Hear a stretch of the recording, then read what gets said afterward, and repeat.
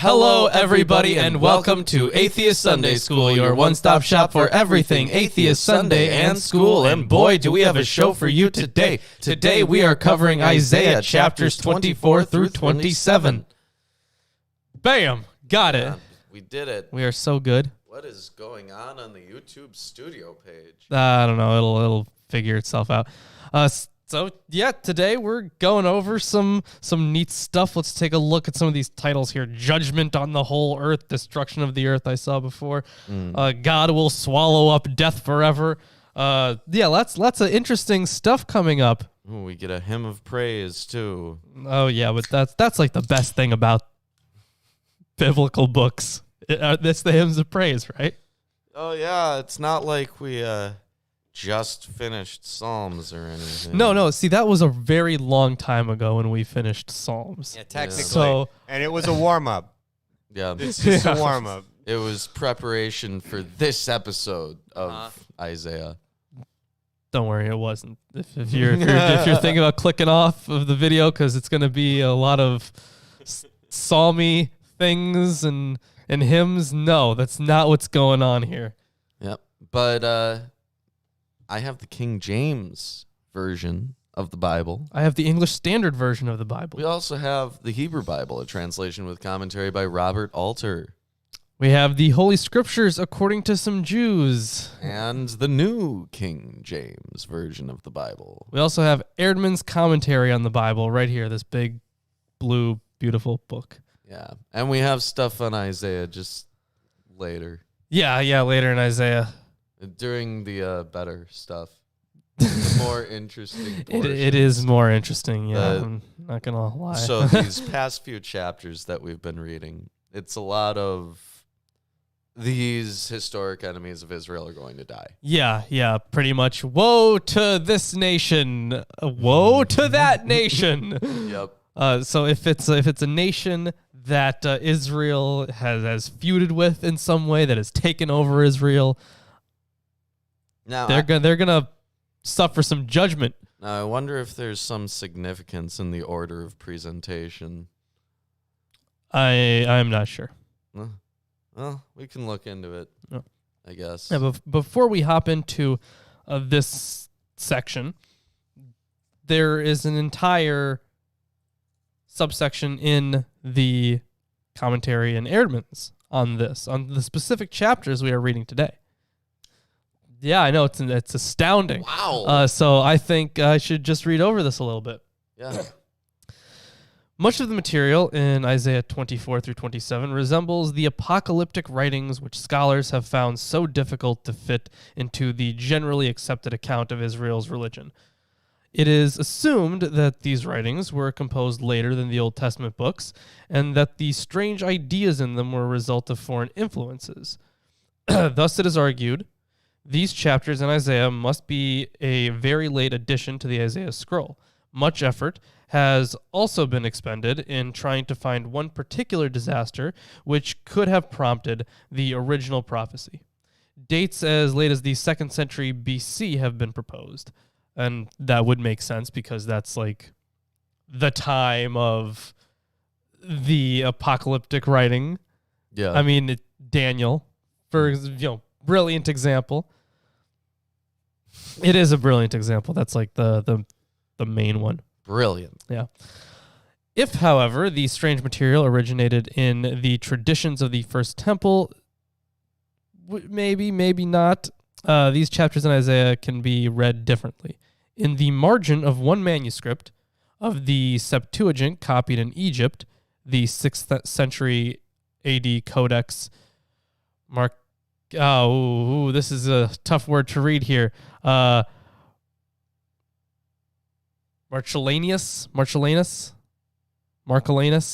That's the best you're getting from me. Marcellinus.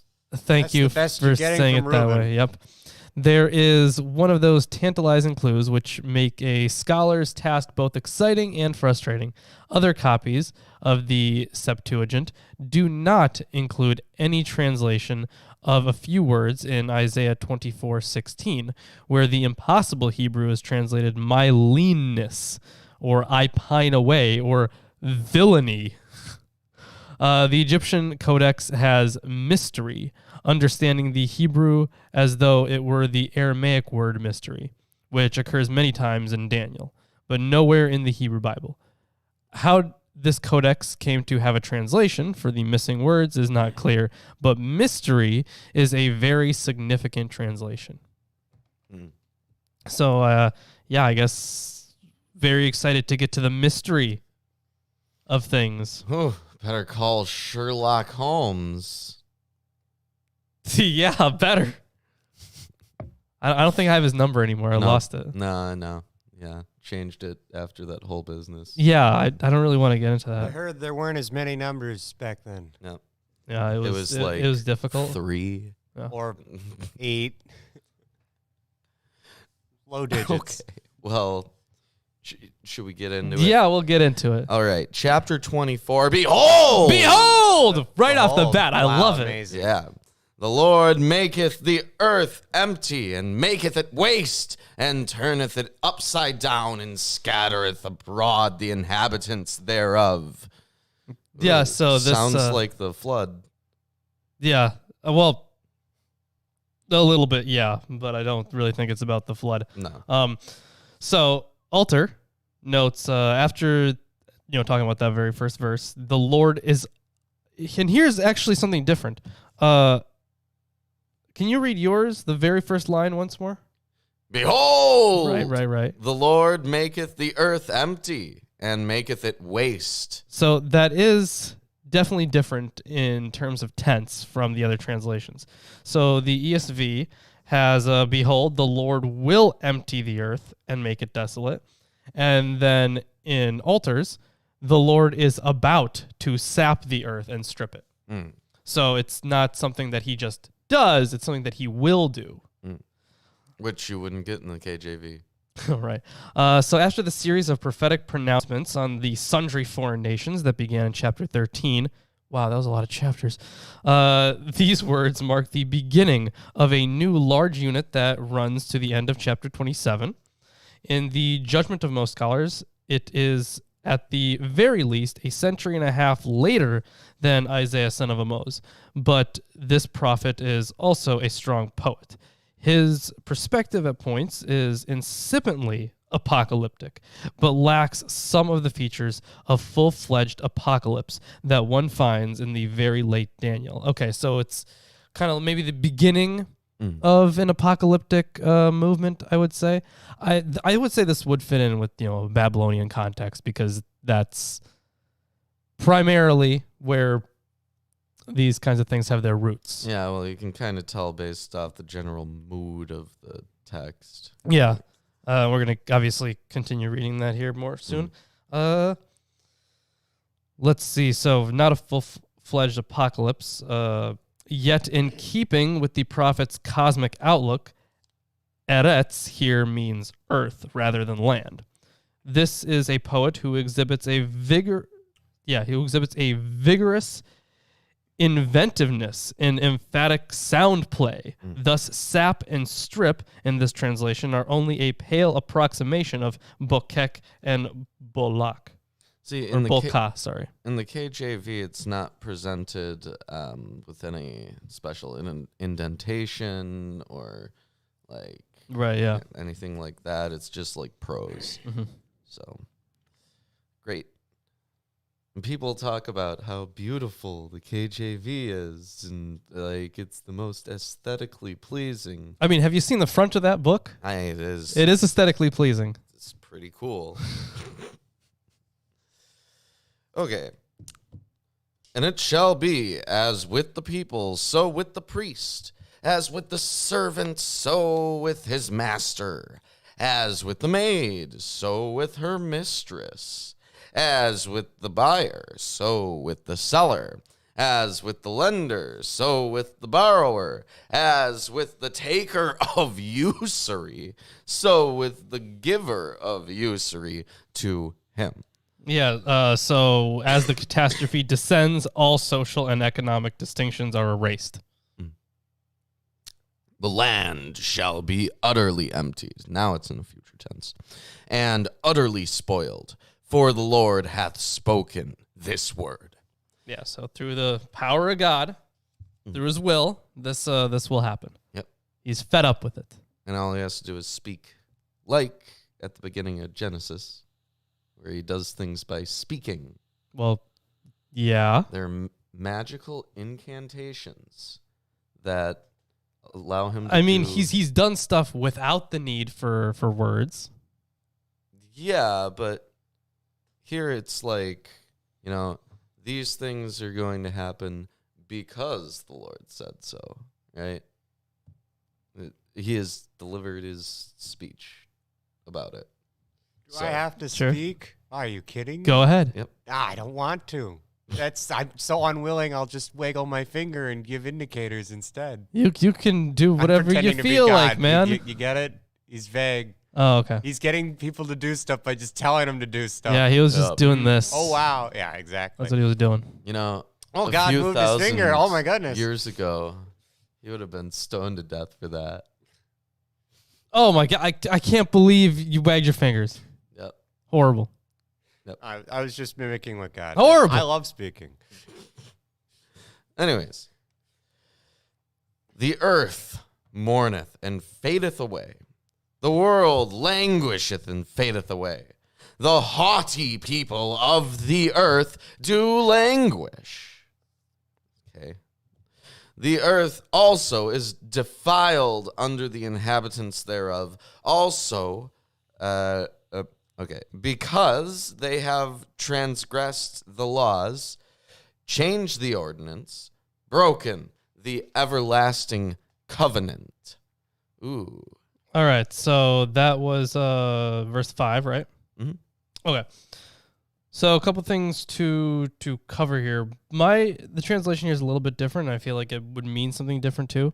So in verse 4 specifically, Alter notes or translates it as the earth is bleak, has withered. So it is a little bit different there. And then for verse 5, the earth is tainted beneath its dwellers. This is a recurrent biblical notion that corrupt behavior pollutes the earth. It is perhaps because of this that the earth must be broken to pieces. And then we'll get into that a little bit later. Therefore hath the curse devoured the earth, and they that dwell therein are desolate. Therefore the inhabitants of the earth are burned, and few men left. The new wine mourneth, the vine languisheth, all the merry-hearted do sigh. The mirth of tabrets ceaseth. What verse was that? 8. Okay. The gladness of timbrels is gone. The noise of them that rejoice endeth. The joy of the harp ceaseth. Oh, so yeah, all of their merriment is just over. They shall not drink wine with a song. Strong drink shall be bitter to them that drink it. The city of confusion is broken down. Every house is shut up that no man may come in. City of confusion. So the futile city has been broken. Every house is closed to entrance. So the note here on the futile city. Now, okay, so just one quick thing. Your translation says the city of confusion. Yep, the city of confusion. So if I were to just, if I were just using the KJV, I would immediately hop to Babylon because of the Tower of Babel. And, when that thing came down, people were confused because they had different languages now. So that's what I would jump to, right? Although with the translation on the futile city being broken and every house closed to entrance, which is a different translation than yours, it's harder to pinpoint that one. But the note here, the qualifier of city here tohu can mean chaos, but its meaning extends to formlessness, pointlessness, futility, and something like futile city seems the most likely. Well, I don't know. I see how a city of confusion would also work, because if everyone is confused, they can't really do anything because they're all confused. They're ineffective. Yeah, so I could see that one too. They hurt themselves in confusion. Yeah, exactly. Attempts to identify this place with a particular historical city have themselves proved futile, and it may be rather a paradigmatic or symbolic city where the Earth's dwellers are engulfed by the catastrophe their actions have brought upon them. Yeah, is he still talking about Tyre? Yeah, it might be the future again. No, this is something different completely. No, this is because in chapter 23 they were talking about Tyre and how it's but then it jumped to other stuff as well. And the Chaldeans. Exactly. I think this is about something totally different now. But we don't get names for because any of this is the Lord will empty the earth and make it desolate. This is like coming, yeah. Yeah. But though it's still saying that it's in reference to the earth, is speaks to a bigger issue than just a prophecy or an oracle concerning Tyre. Yeah. Well, there's a lot of city talk that's going to be happening in these verses. That's where the evil stuff comes from, the cities. Oh, no, it's those Democrat cities. Have you been to New York? No. Or No. LA? Recently? No, I haven't. Me neither. I'm not planning on it recently. anytime either. You probably shouldn't, And especially right now. we're already in Milwaukee. It's like Here. New York, but not busy. More Have you been to Port populated, Royal? More interesting. I wish I could go to Port Royal. Been to Boston. There's a city. You're right. That is a city. Yeah. I'm not arguing that. Well, now that you're not arguing it, I guess I have to argue against it. Okay. But anyways, more terrible cities. Ooh. Yes, here on verse 11. Yep. There is a crying for wine in the streets. All joy is darkened, and the mirth of the land is gone. Wow, they really like their wine. Yeah, it's bad there. Yeah, wine is supposed to gladden the heart. But see, now it's a turning of it. Now, since there's no wine, everyone's depressed. That's right, kids. Drink Why your problems is the away. wine gone? In the city is left desolation, and the gate is smitten with destruction. Yeah, in the town, desolation remains, and the gate is smashed to ruins. When thus it shall be in the midst of the land among the people, there shall be as the shaking of an olive tree, and as the gleaning grapes when the vintage is done.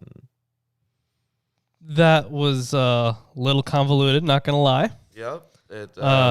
For thus shall it be in the midst of the earth, in the heart of the peoples, as olives are beaten, like gleanings as the harvest is done. That barely makes any more sense. Is there commentary? No. Well, so I'm That just is the commentary. I'm going to quickly look through Erdman's to see if there's anything on that. yeah. Verse 13. Otherwise, I'm assuming that it just means very little, like gleaning grapes when the vintage is done. So, like, probably these are like the left behind unusable portions maybe, or something, given the context. But, I mean, like the shaking of an olive tree. So, like, the image is like someone shaking a tree or something Getting to olives, get some yeah. resource that they can't acquire. Sure. So they fail.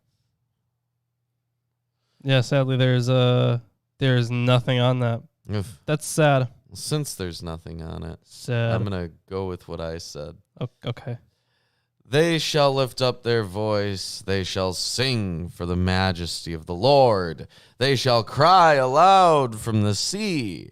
Wherefore glorify ye the Lord in the fires, even the name of the Lord God of Israel in the isles of the sea. Yeah, so sea imagery coming up out of really nowhere, honestly. Yeah, we did in Jubilees get a mention of some islands, but Yeah. Otherwise, we haven't had many island references at all. Yeah, and the thing is, the translation is a little bit different here, but it doesn't really take away any of the questions we would have. So it is they who shall raise their voice, sing gladly, in God's grandeur they shall shout from the sea, in the coastlands of the sea, the name of the Lord, God of Israel. And coastlands are different than islands, Or I just guess. lands in the coast. I don't know. It's hard to tell what their intention was there. Oh, actually, hold on. cities. This actually makes a little bit more sense if we continue reading. Okay. Yeah. So there's these islands. From the uttermost part of the earth have we heard songs, even glory to the righteous. But I said, my leanness, woe unto me. The treacherous dealers have dealt treacherously. Yea, the treacherous dealers have dealt very treacherously. Wow. So they did like an interesting little rhyme and rhythm with that line there, except they just repeated the second half again, which means they rhymed treacherously with treacherously. Amazing. Yeah, Fantastic. that was almost good. That was great. So the imagery with the sea stuff actually makes more sense. The sea and the land, people of all the earth, is what I think they're getting at. Yeah. And then furthermore, this is the verse that we were discussing earlier on, that the Septuagint translates something that wasn't there. I think that was what Erdman's had. Yeah, If I'm remembering that the properly. mystery. Yes. So the translation. Ooh, that would be better than treacherously. Yeah. Then you could keep one treacherously. Sure, but I don't even think that's and- the thing that's being translated. So, from the edge of the earth we have heard songs, splendor to the righteous. And I said, I have a secret. Woe is me. Traitors betrayed, in betrayal betrayed. So first, Traitors. We need a T-shirt of that. Traitors betrayed, in betrayal betrayed. why do we need that? It's so weird. It's so ridiculous. It is ridiculous. Yeah. Fine, we'll fucking make a t-shirt. Someone figure out images that are good and associated with that. I don't know what. Exactly. Someone. Future me. We'll just find a font or something. I don't know. Yeah. So, on the secret thing, let's hit on that one first. And that's probably the mystery that they're talking about. While the meaning of this line is in dispute, the least strained construction is that Razi is possessive declension of the late biblical Raz, secret. The secret would be the prophecy that follows. Oh, shit. Ooh. And then the whole traitors betrayed. So people getting their just desserts. Yeah. The wording is a little obscure, but apparently the reference is to the reprehensible behavior of all those subject to divine retribution in the lines that follow. Yeah, so I feel like this is probably going to be very pointed. Maybe if it doesn't make sense to us, I feel like at the time of writing, it would have been pretty pointed. Yeah. Okay. Well, Let's great. get that into that. doesn't help us much. No, it doesn't. Fear and the pit and the snare are upon thee, O inhabitant of the earth. And it shall come to pass that he who fleeth from the noise of the fear shall fall into the pit, and he that cometh up out of the midst of the pit shall be taken in the snare. For the windows on the high are for the windows from on high are open, and the foundations of the earth do shake. So that means there's storms. Or earthquakes. We Which verse was that? It was verse 18. Oh, okay. So the windows Whoa. on high are open. You said verse 18? Oh, wow. That's okay. I'll read you my verse 18, shall I? Okay. And who flees from the sound of terror shall fall into the pit, and who gets up from the pit shall be caught in the trap. Shattered, the earth is shattered, all broken to pieces, the earth. Toppled, the earth has toppled. Oh, that's my verse 19 is the earth is utterly broken down. The earth is clean dissolved. The earth is moved exceedingly. Huh. Well, That there's sounds like an earthquake. a lot of stuff there that Does sound like an earthquake. yeah, but there's definitely a lot of stuff there that is very different. Yes. But the point being that it sucks there. Everything's falling apart. Yeah. And Civilization is falling apart. As you can see behind us, civilization is falling apart. which civilization is that? Well, I mean Babylon, because the Oh. Tower of Babel's right there.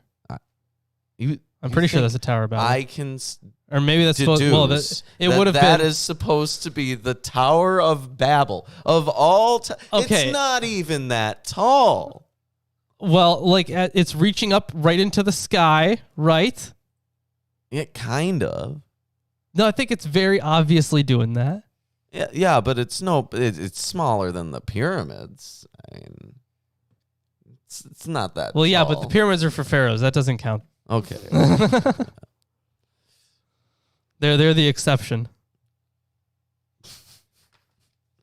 Anyways, the earth shall reel to and fro like a drunkard, and shall be removed like a cottage, and the transgression thereof shall be heavy upon it, and it shall fall and not rise again. And and it shall come to pass in that day that the Lord shall punish the host of the high ones that are on high, and the kings heavenly of hosts. the earth upon the earth. Yeah, Yes. heavenly hosts. And the kings of the earth. So here the incipient apocalyptic perspective is especially clear. There is no logical reason that the heavenly hosts should be punished, but perhaps a poetic reason. The global catastrophe will engulf heaven and earth alike. I don't know about all that. I feel like they could do something about that. I mean, unless this catastrophe is... I think it'd be worse than the flood, right?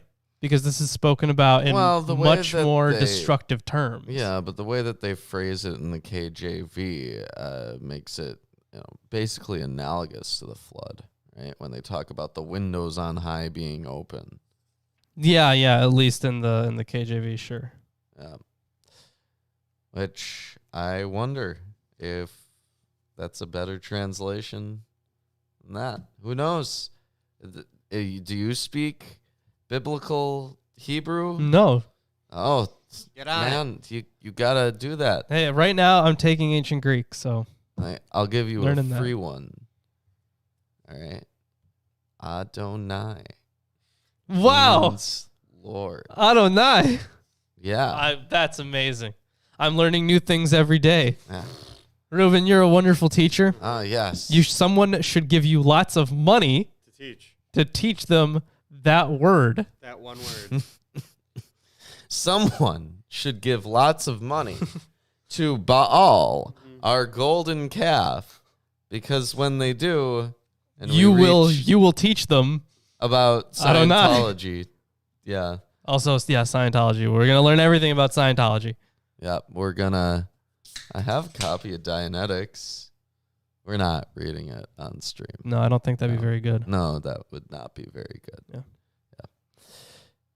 And Let's continue. Yeah. they shall be gathered together as prisoners are gathered in the pit, and shall be shut up in the prison, and after many days they shall be visited.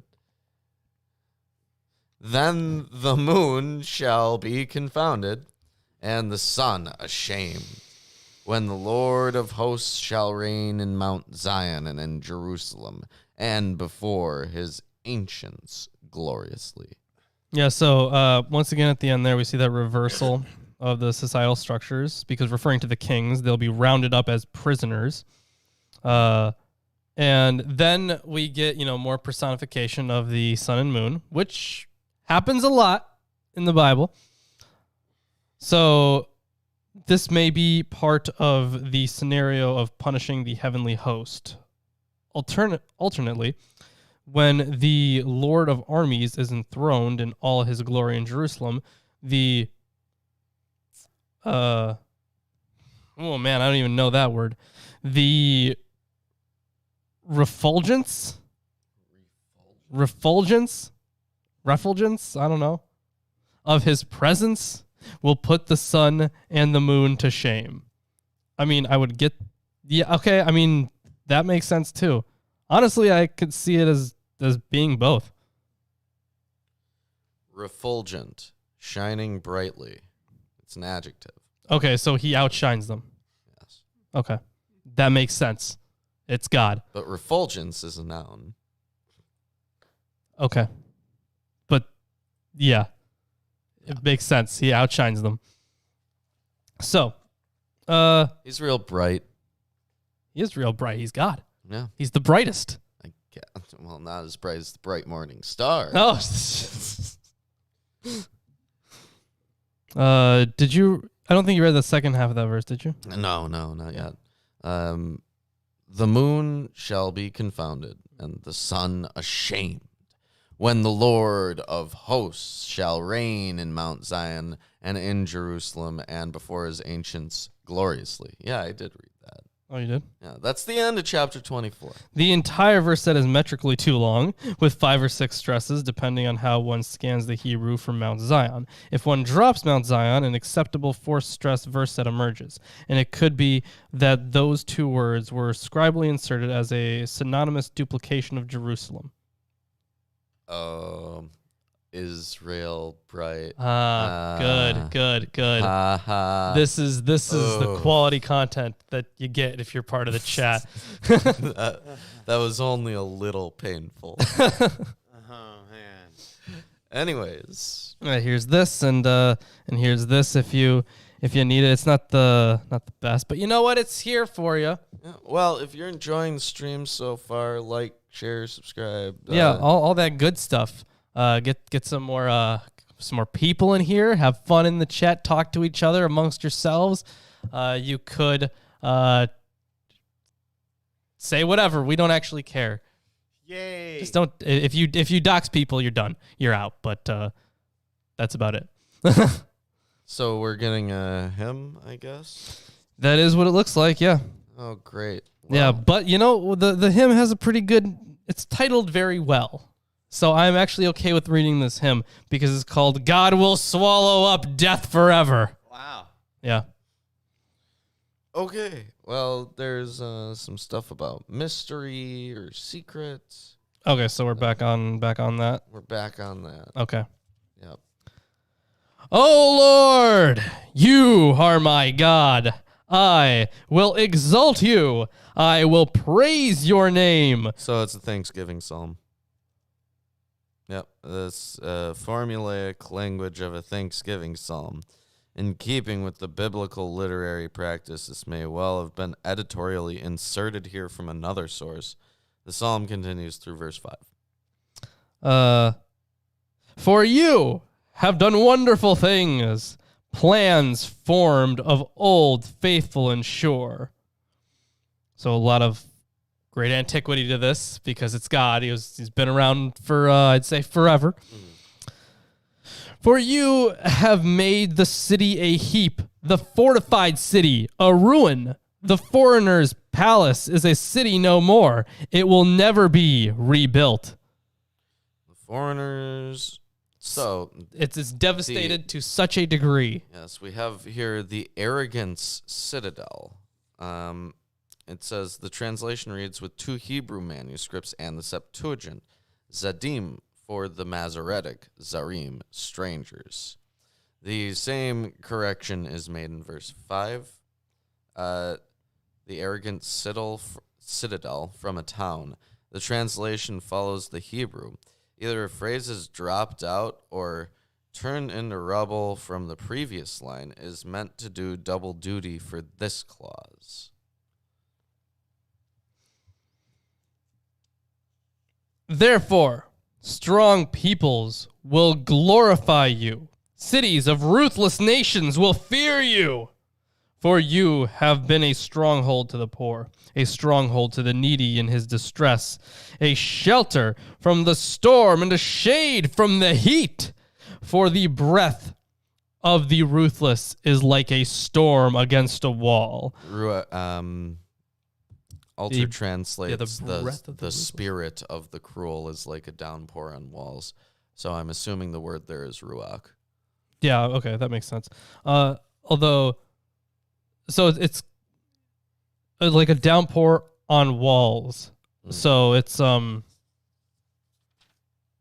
like when you're inside a house. yeah, and it's raining. I get that. Yeah, and you're trying to like just, I don't know, read or something, and there's like raindrops the size of golf balls. Well, he sitting protects them. Yeah, he's protecting them. Yeah. Can't do anything against the power of God. Yep. Like heat in a dry place. You subdue the noise of the foreigners as heat by the shade of a cloud. So the song of the ruthless is put down. The chant of the cruel ones he answered. The received text is enigmatic here. Attempts to render the concluding verb as has silenced are questionable. Ya'ana, as it stands, means answer, and a revocalization as Ya'ana doesn't work because that verb means afflict, not silence, and also requires a human object. Perhaps the chant is a battle chant or a triumphal song. Yeah, I could see something like a battle chant. On this mountain, the Lord of hosts will make for all peoples a feast of rich food, a feast of well-aged wine, of rich food full of marrow, of aged wine well refined. So Yeah, so there's this new, evidently eschatological section first in prose. The mountain is probably Zion, and as several commentators have observed, the banquet may recall the sacred feast on the slopes of Mount Sinai with Moses and the 70 elders, which is marked by an epiphany. The banquet of rich food probably is the ultimate source for the midrashic idea of a grand banquet at the end of days in which the righteous will feast on the flesh of the Leviathan and drink wine preserved from the time of creation. Though that was in Job. that was in Enoch. Wasn't the feast of the feast of the Leviathan? Wasn't that in Enoch? I think so, but it was definitely in Job. Job talked about Leviathan and how, He did talk about Leviathan, and but how God caught it yes, like a fish for the purpose of feeding it. Was that? Yeah, that was. So was that the same context that it was in Enoch? Because I remember that coming We're up in reading them Enoch. concurrently. I think that there were Leviathans in Enoch. I could swear Enoch was in Enoch. It was mentioning how it would be fed to the people. It's probably in both of them, but I remember it being in Job. Whatever. See, this is how horrible memory is. Never trust your memory. The past is a lie. I'm going to forget that. Yeah. Either way. And we will swallow up on this mountain the covering that is cast over all peoples, the veil that is spread over all nations. He will swallow up death forever. It is hard to determine the status as literal belief of these ringing words. Standard biblical notions see death as inevitable and final. Prophetic discourse is given to extravagant hyperbole, the mountains dripping wine, the sower overtaking the reaper, and so forth. But then hyperbole may lead to new beliefs. Many generations of Jews and Christians have taken these words literally. And the exquisite tenderness of the clause that follows... He will swallow up death forever, and the Lord God will wipe away tears from all faces. remains deeply moving, at least for Alter. Yeah. So now God is killing everything. Well, I mean, they're the Ending- oppressors. He's Well, he's ending death forever. He's gonna... The only way that you can do that is... Well, there's two ways, right? make everyone immortal. Or kill everyone. Yeah. And, I mean, based off of the previous chapter, Yeah. it's like... It's not that first one, probably. Yeah. Unless first you have the judgment on the wicked, right? Mhm. And then you have this new Jerusalem, this earthly. It's like a reborn Jerusalem, basically. It's completely new and heavenly. Yeah, And but I mean, It at least, and this pops up in Revelation. Like that's like the whole point of Revelation is to get there. So it could be one of those things where the righteous will live forever after that. mhm. So so he ends death, right? that's the idea. Well, he eats it, That is the same thing, yes. right? Yum, yum. Delicious. And the reproach of his people he will take away from all the earth, for the Lord has spoken. Okay, so it's like getting raptured, floating off, Well, I mean, he's essentially saving his own people. right? Uh, Which are the Jews, right? yes. Yeah. So, but none of those Amalekites or people from Tyre. No, or they weren't the chosen people. They weren't the Nubians chosen or people. the Syrians or They like- weren't the chosen people. Oh. Uh, Well, there was also that previous prophecy about Egypt and Damascus having the royal highways. oh yeah, that's So true. they could be his people. Yeah, and I think it's later in Isaiah they talk about an alliance between Israel and Egypt and then another nation. Mhm. But presumably That's later in the book. Anyways. it's like an ethnic thing, right? It's not like, oh, you believe in Yahweh, because there's plenty of desert tribes that believe in Yahweh. Well, I mean, the thing is, maybe it has to be both, right? Mm. Because if you recall the fools, right? The discussion of the fools, they're people who are believers, but they don't act like believers. So it could be both. All right. Either way, where was I here? Oh, right. It will be said on that day, Behold! Hold. This is our God. We have waited for him that he might save us. This is the Lord. We have waited for him. Let us be glad and rejoice in his salvation. Well, That's the thing that's going to be said. yeah, I guess. Yeah. For the hand of the Lord will rest on this mountain, and Moab shall be trampled down in his place, as straw is trampled down in a dunghill. Straw was soaked in animal excrement, and the soggy mixture was then trampled so that it could be used for fertilization. I like how the only place reference here is Moab.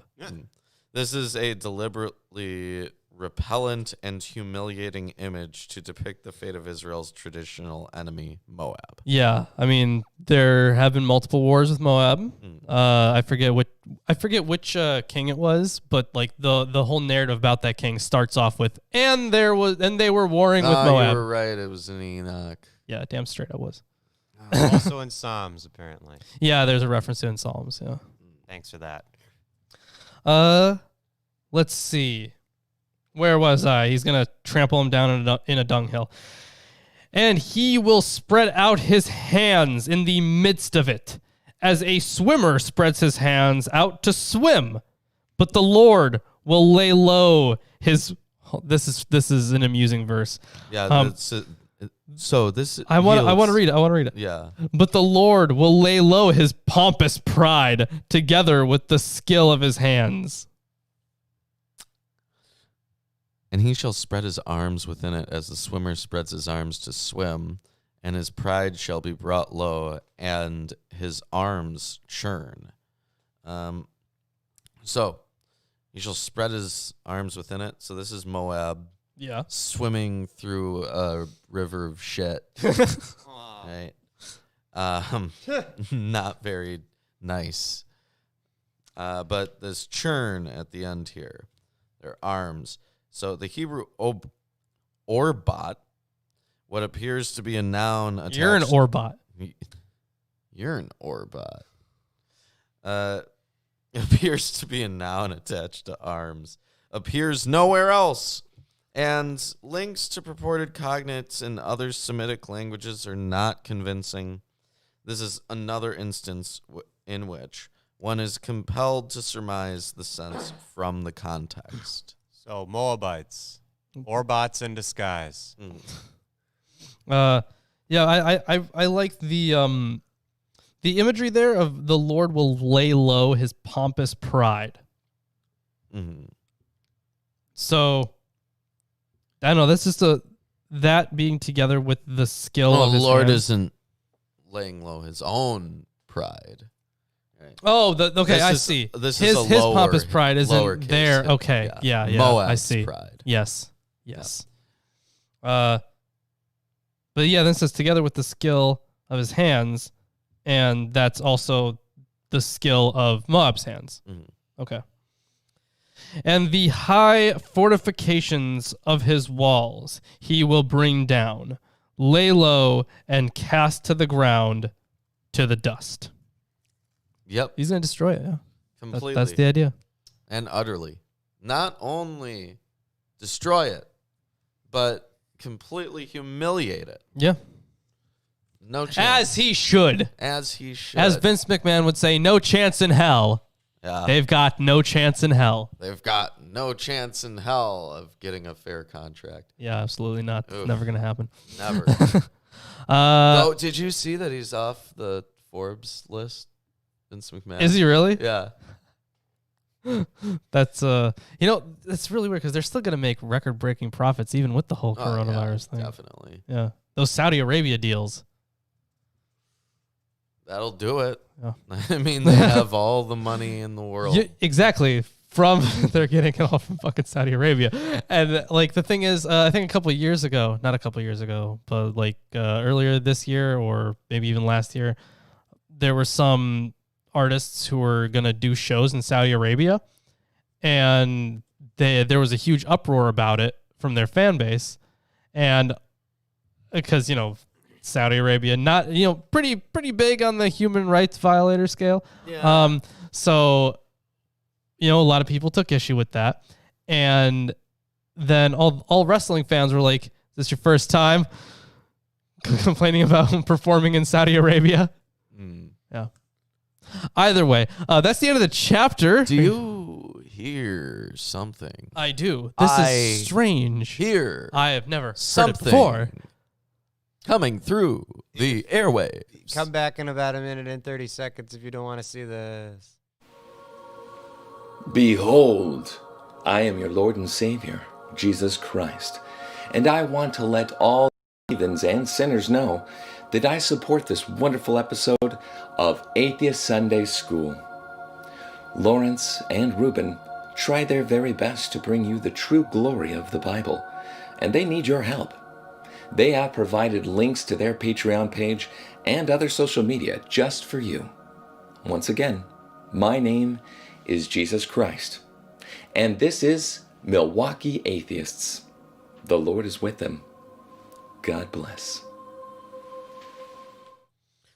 My God! Wow. Amazing. It's incredible.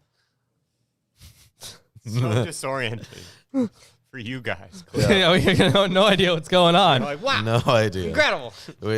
So Chris has these monitors from which he can see when the video is going to be over. Yeah. I can see But- all 3 cameras at once, and I can see with a little bit of lag between that, so I can push buttons, and then I can see OBS 2 screens, and then I can see the live screen. What we're saying is we're very high tech. Yeah, apparently Yeah.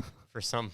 And Some very- despite being so high tech, we still can't see when the video is going to Nope. be over. We have a brief idea now. The lag is lower. We Yeah. changed the latency, so. Well, we might be able to do it better if YouTube would stop having a 10-second delay on It's our down to broadcast. 3. I got it down to 3. Yeah, Yep. I counted earlier. It's variable. It is variable. How about we hop into the next chapter, huh? Oh. Yeah, why don't we do that? I'm We're gonna talking- move Baal over here. Okay, you can put ball I over will. there. Yes. Yeah. Drop a like, subscribe if you haven't. All that good Isn't stuff that is what very Jesus important. just told I them? know. I'm just saying. Yeah. Okay. Chapter 26. In that day, very Enoch-y. In those days. Oh, also Deuteronomistic. Yeah. It's the style at the time. It was the It style was the style at the time, It's yeah. literally the style at the time. In that day shall this song be sung in the land of Judah. We have a strong city. God. Salvation will God appoint for walls and bulwarks. Open ye the gate that the righteous nation which keepeth the truth may enter in. Please stop. Please don't do this. That's what they say. In the book. I know that's what it says. Wow, that was I know. Song. I don't think this is the day that Isaiah was talking about. No, I don't think that. Isaiah was looking forward. He was like, "Oh man, Yeah, see, I'm going to be no- on this really cool YouTube channel." No, it says right there, on that day, this song will be sung in the land of Judah. Yeah, well, This is not the land of Judah. You took it out of context, there's a Ruben. very large Jewish community But here. That doesn't make this the land of Judah. Well, New ringtone. Greater Judah, like Greater China. All right. Okay. Either way. So there's a very strong city now, and that's a good thing. So presumably we're talking about people in Jerusalem. Yeah. And presumably we're talking about people in Jerusalem who are at the temple where there's a choir or something, That would make sense. performers. So much like in Psalms, how they opened up many of the Psalms by being like, this is like Who's It and What's It of David performed by the chorus master. Oh, yeah. And also don't forget about the Psalms of Ascension Mhm. later on in the book. Yeah. Anyways. Thou wilt keep him in perfect peace, whose mind is stayed on thee, because he trusteth in thee. Trust ye in the Lord forever, for in the Lord Jehovah is everlasting strength. Or Yah is apparently what's used there. Mm. Short form for Yahweh. Why would they use a mispronunciation of the Tetragrammaton? Because they didn't think it was a mispronunciation. It's still not Yah. Yeah. No, for the short form, would have been Yah. Yeah, Yud He Vav He. So or That's He. not that wouldn't but be a Yah would be a mispronunciation. Yud He. You don't need I'm anything just more than that. I'm just saying that this is the short form for Yahweh. Okay. It's a different thing altogether. It's not the Tetragrammaton. Okay. But they use the Tetragrammaton. Yes. Jehovah. Spider the Ateo, thank you for the $4.99. You know what? We love you, dude. Yeah, that is fantastic. Thank you very much, Spider the Ateo. How You know- far up are we on our 666 drive? Well, we are no longer at $69, so Ooh. that's sad. But Sad. that's okay. That's okay. We're at a higher tally now. So we are about at $74. 80, a little over $80. A little over Alright. $80 once Yeah. we hit 666. Yeah. We're gonna Get do stuff with ourselves- Scientology. Yep, we're Yeah. gonna get a thetan meter. Ooh, spooky. We're gonna see who's the most clear. Yeah, It's not gonna be me. No, it's gonna be Ball. Yeah. Of course, Ball's gonna be clear. It's Yeah. Ball. Yeah, I mean, can you explain that in any other way? It's not like. Tide goes up, Ball is clear. You can't explain that. Yep. Anyways, Tide comes in, tide comes out. yeah. For he bringeth down them that dwell on high, the lofty city he layeth it low. He layeth it low even to the ground. He bringeth it even to the dust. The foot shall tread it Yeah, down. kind of the repetition of the last thing at the end. Yeah, that's Isaiah E. The foot shall tread it down, even the feet of the poor and the steps of the needy. The way of the just is uprightness. Thou, most upright, dost weigh the path of the just. Yea, in the way of thy judgments, O Lord, have we waited for thee. The desire of our soul is to thy name and to the remembrance of thee. With my soul have I desired thee in the night. Yea, with my spirit within me will I seek thee early. For when thy judgments are in the earth, the inhabitants of the world will learn righteousness. Yeah, damn straight they will. Like, you gonna learn today. Yep. They're going to teach you a lesson you'll never forget. Righteousness 101. Now, interestingly enough, I encounter a guy named Righteousness frequently in that Pokemon raid game that I do, Yeah. and he's cheating. Okay. Yeah, he's definitely cheating. You should introduce What me to this. a hypocrite. Yeah, I ban him frequently, and then I see him again, and that means that he's just using Smurf accounts. That's cheating. Yeah, you tell him. You drop that hammer on him. Erg. Shout out to Righteousness. Yep. But a negative shout Negative out. shout Yeah. Let favor be showed to the wicked. Yeah, Yet, should the wicked be spared? yet will he not learn righteousness. Yeah, so it makes more sense. Should the wicked be spared, he does not learn righteousness. So you can't spare him. Yeah. Yeah. In the land of uprightness will be deal unjustly, On earth, he twists what is straight. and will not behold Behold! Hold. the majesty of the Lord. How could he? How could he not behold the majesty of the Lord? No. Lord, when thy hand is lifted up, they will not see, but they shall see, and be ashamed for their envy at the people. Yea, the fire of thine enemies shall devour them. Lord, thou wilt ordain peace for us, for thou also hast wrought all our works in us. O Lord our God, other lords beside thee have had dominion over us, but by thee only will we make mention of thy name. Yeah, O Lord, our God, masters besides you possess us. Your name alone we invoke. So, yeah, it's monotheism or henotheism. Well, the thing is, sadly, there's no commentary on that. Let's check some other translations here. So that was verse 13, or at least in altars, it's verse 13. It's verse 13. Okay. Yeah, O Lord, our God, other lords besides you have ruled over us. So this could just straight up mean kings of the lands. Like the self-professed god emperors. Yeah, because we had a reference to this kind of thing before, where the earthly lords were pretty much in the same breath as the Lord God.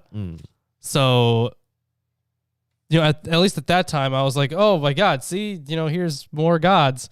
And then I was like, wait, no, this is this. I mean, they both say Lord, but it's a different connotation. Different definition Lord of of the Lord. land, not Lord of the heavens. Exactly. They are dead. They shall not live.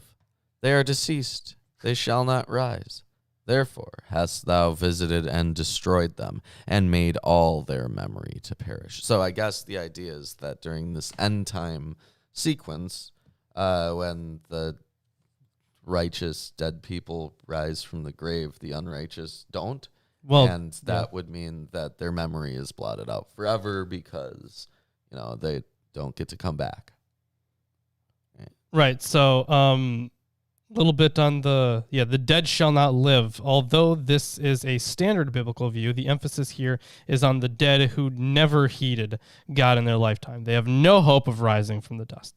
Yeah. I mean, and we've seen, not in the same kind of apocalyptic context where all of the righteous will rise up to earth and pretty much create that new heaven on earth kind of deal. But we have seen them rising up in some sense, right? For example, Samuel, even though it was just his spirit or whatever, his ghost. It went by many translations. His Elohim. Although the word is Elohim. But there are plenty of ways to translate that. So, yeah, we've seen that kind of stuff before. But the righteous will, it's going to be like a corporeal thing. That's the idea. Yeah. Thou hast increased the nation, O Lord. Thou hast increased the nation. Thou art glorified. Thou hadst removed it far unto all the ends of the earth. Lord, in trouble have they visited thee. They poured out a prayer when thy chastening was upon them. Yeah, a whispered prayer of anguish was your chastisement to them. This whole verse set is opaque in the Hebrew, and hence any translation is no more than a guess. Tsakan lahash, rendered here as a whispered prayer of anguish, is especially obscure, although in later Hebrew it becomes a frequently invoked idiom with the sense of heartfelt whispered prayer. Like as a woman with child that draweth near the time of her delivery is in pain, and crieth out in her pangs, so have we been in thy sight, O Lord. Yeah, we've seen that kind of imagery before in Isaiah. It has popped up at least once. We have been with child, we have been in pain. We have, as it were, brought forth wind. We have not wrought any deliverance in the earth, neither have the inhabitants of the world fallen. Thy dead men shall live. Yeah, so it's obviously like a the direct opposite of verse 14. Your dead shall not live. But nor shall the shades rise up. And then this one is your dead shall live, their corpses rise. Right. That's because these previous ones who are dead, who won't rise, were not righteous people. Yeah. And these are the righteous people of the Lord. Yeah, exactly. So it says, thy dead men shall live. Together with my dead body shall they arise. Awake and sing, ye that dwell in the dust. For the dew is as the dew of herbs, and the earth shall cast out the dead. Here's something kind of interesting. For your dew is a dew of brightness. Dew is a component of the natural irrigation system in the land of Israel, and hence an apt image for revivification. So that's the translation that is used here. Although for the your dead shall live part, of course being the opposite of the one that we referenced before, the entire line of poetry flatly contradicts the declaration in verse 14 that the dead shall not live. The operative term of distinction is your. Is the prophet No, I would say this is just a completely different people. Yeah. Yep. Although to continue the commentary from Alter, is the prophet introducing a doctrine of the resurrection of the dead, which is generally not thought to emerge until the book of Daniel. This is at least a possibility, and this is certainly the way this verse was later understood by communities of believers. But given the theme of national renewal that informs this entire prophecy, it may be more likely that what the poet has in mind is a rebirth of the nation, like Ezekiel's vision of the valley of dry bones. Could be. Yeah. I mean, it's pretty pointed language, though. The dead men shall live. Together with my dead body, they arise. Right. So it is different because you have the dead shall not live in verse 14, nor shall the shades rise up, and then the inclusion of your in verse 19. Right, because this is like Yahweh's people. Exactly. That is what I would think. Although he does note that the Masoretic, the Masoretic has my corpse instead of their corpses, although two ancient versions show the more likely their corpses. And that does make more sense with verse 14. So I don't know. I mean, yeah, I could definitely see it as being their corpses. It just makes more sense. Come, my people, enter thou into thy chambers and shut thy doors about thee. Hide thyself, as it were, for a little moment, until the indignation be overpast. For, behold, Behold! Behold. the Lord cometh out of his place to punish the inhabitants of the earth for their iniquity. The earth also shall disclose her blood, and shall no more cover her slain. Yeah, so, and the earth shall lay bare its blood guilt, and no longer cover its slain. Like in the Cain and Abel stuff, where the blood on the earth cried out to the Lord. The language reflects the biblical notion that wrongfully shed blood pollutes the earth and needs to be redeemed by an act of retributive justice. Or even purification rituals, like they did with the temple. Yeah, we get a good amount of purification rituals.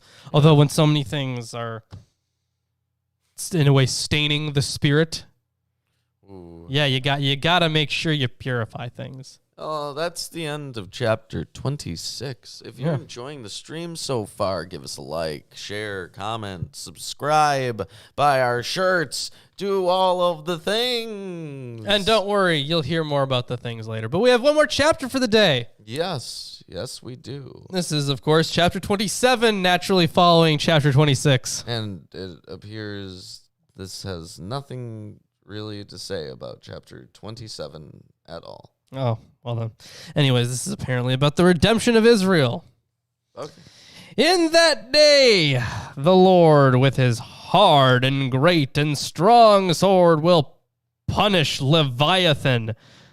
Will punish Leviathan, the fleeing serpent. Leviathan, the twisting serpent. And he will slay the dragon that is in the sea. So, on that day. Yeah, let's talk about all that. Some take the verse to be the conclusion of the last prophecy in the previous chapter. Given its strikingly mythological character, however, it could be an independent fragment. Leviathan, the slippery serpent. The Hebrew epithet bariach is not certain in meaning. It could derive from the verbal stem that means to flee, hence slippery. It is also the ordinary word for the bolt of a gate, and so could conceivably refer to the serpent held under lock and key. The entire line invokes the Canaanite cosmogonic myth of Leviathan as the primordial sea monster that the weather god, Baal, must Hey, buddy, how you doing? subdue in order for dry lands, safe from the raging sea, to come into being. So one of the things I would not say that this would actually be part of the the stuff from before because it doesn't seem like it fits in. It's I think it's a closer fit with chapter 25. Mm-hmm. Let's see. Yeah, because the last one was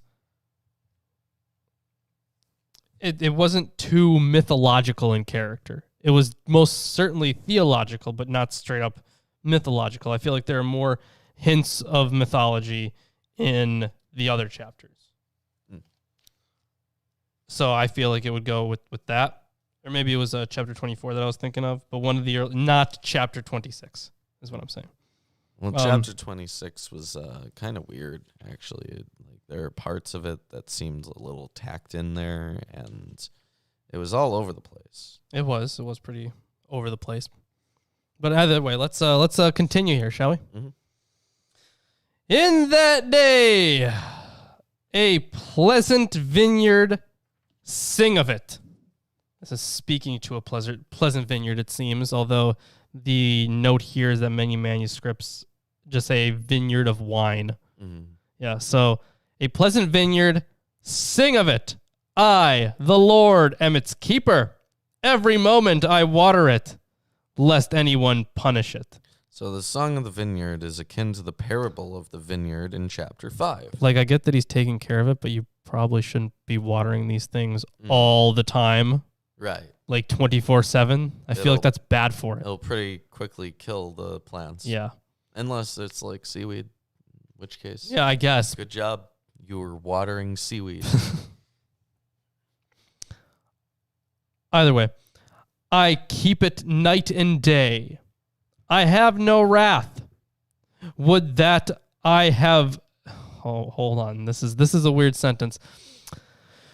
Would that I had thorns and briars to battle.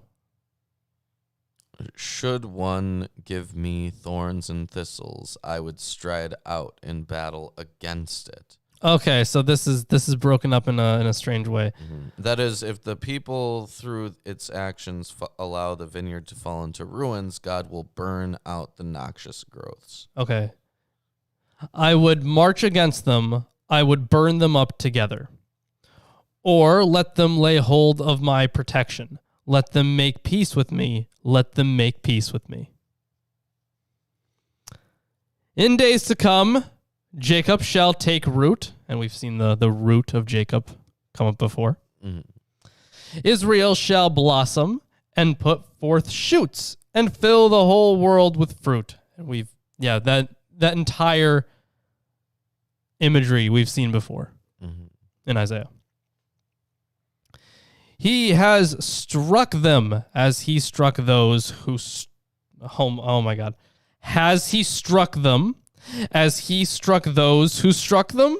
Has he been struck like the blow of his striker? Wow. Or have they been slain as their slayers were slain? Measure by measure. By exile you contended with them. So measure by measure... it says the Hebrew in those to come. The Hebrew... Sorry, that's a different one. By besas, driving her away.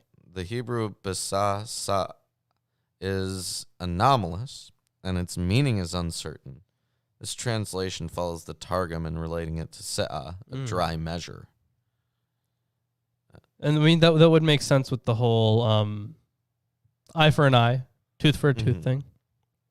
In due measure, when he drove her out, though it may be disconcerting to the English reader, the Hebrew slides readily from referring to the Israelites as a collective he to a feminine pronominal suffix here, because the nation is often imagined symbolically as a woman.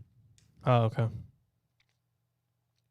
Yeah, by exile you contended with them. He removed them with his fierce breath in the day of the east wind.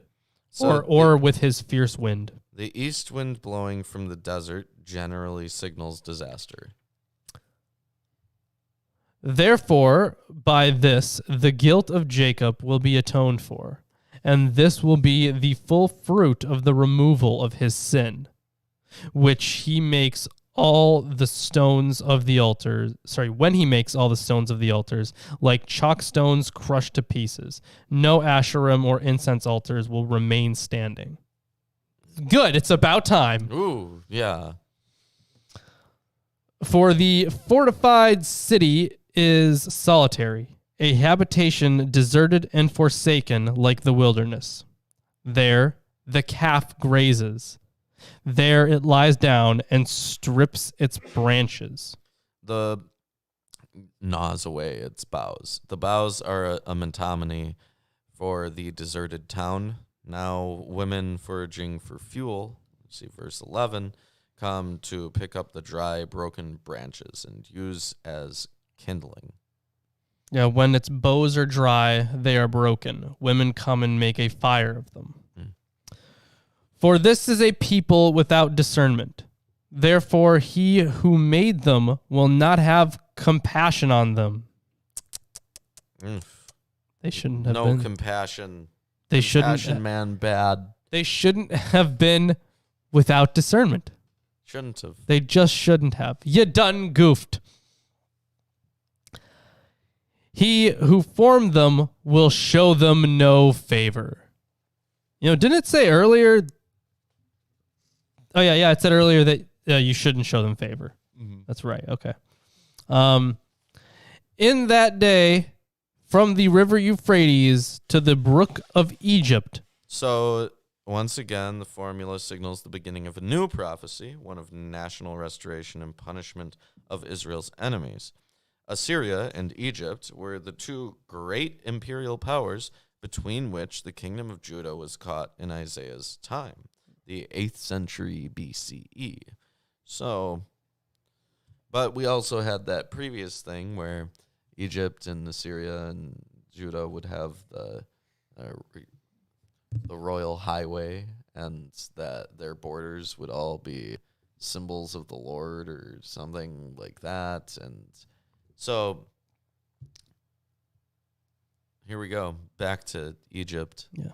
In that day, from the river Euphrates to the brook of Egypt, the Lord will thresh out the grain, and you will be gleaned one by one, O people of Israel. Oof. And in that day, a great trumpet will be blown. A great ram's horn shall sound. The ram's horn was blown at coronations and to announce the Jubilee year. Hey. Here it inaugurates a grand period of renewal after national tribulations. Traditional interpreters associated this verse with the Messianic age. That would make sense for traditional interpreters. Yes. Yeah, so trumpets will be blown.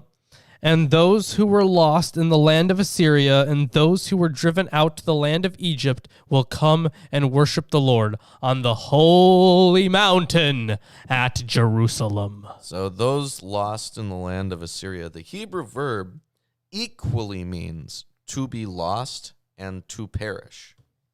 It's possible that Isaiah, writing a century after the destruction of the northern kingdom of Israel and the exile of much its population to Assyria, has that historical catastrophe in mind.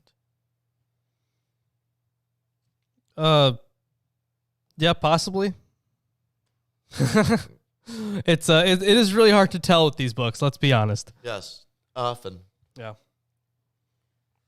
And that, I believe, is the end of our readings for the day. Yeah. If you enjoyed the stream, be sure to like, subscribe, comment, share. Share, definitely share, yeah. And drop those likes, because it actually helps us out. If you really like us. And likes, and that's good. Thank you. If you really like us, you can check out our Patreon, where you can get our video scripts. You can get entered into a monthly t-shirt giveaway. You can get on this show. Yeah. You could be in our patron hangouts. There's a bunch of rewards. You can check them out on Patreon. Or if you're so inclined, you can skip the giveaway and just buy shirts off of Teespring. Yeah. We got the Teespring link is also in the description, and the shirts are there. Yep. And moreover, We have a wish list. we do have that wish list. And if you buy us books off of that wish list, they will either be used as, part of a future video, or they'll be on this table where we'll reference them on this show. Yeah, it depends. Actually, it completely depends on what you get. So Yes. it's a commentary. It'll probably be right on this show and be referenced in videos. Yep. And if it's not, well then It'll be referenced in videos. we'll figure something out. Yeah. So Anyways. lots of stuff, lots of potential stuff. Let's see what else we got going on. We have a Facebook and Twitter, and it's free to follow us over there. Yeah, and it's also free to send Lawrence your Diss fan tracks. mail. Lawrence diss track. Yes, Lawrence diss tracks. Man, we are forgot about still that. waiting on even one Lawrence diss track. Yeah. Come on. Give me a diss on. track. I would be honored. Yeah, I bet you would. I would be. Yeah. They're dissing you so hard that they're not even gonna diss you. Oh yeah. Ooh. That's good. Won't That's give some. you the time of day. That's some next level 4D chess right there. Yep. Anyways, Yeah, I think that's the end of the show, Yep. and we will See see you you on on Friday, and also and then Sunday. And Sunday, this sucks, Chris. This is absolutely disgusting. Look at how poorly this is made.